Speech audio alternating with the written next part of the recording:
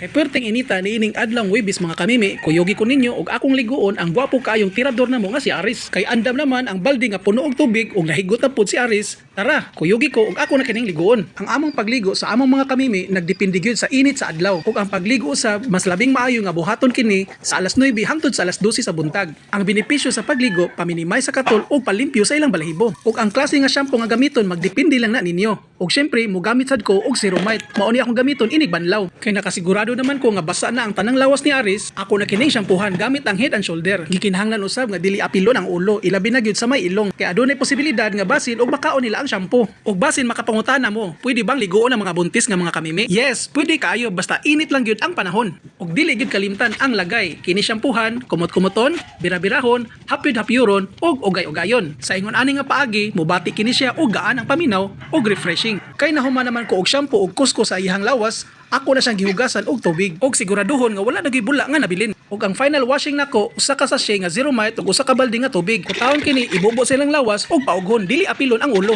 Sa among practice ini magligo sa mga kamimi, maghatag ni og vitamins either B complex or EDA nga Viton. Pero kana magdepende lang gyud na ninyo.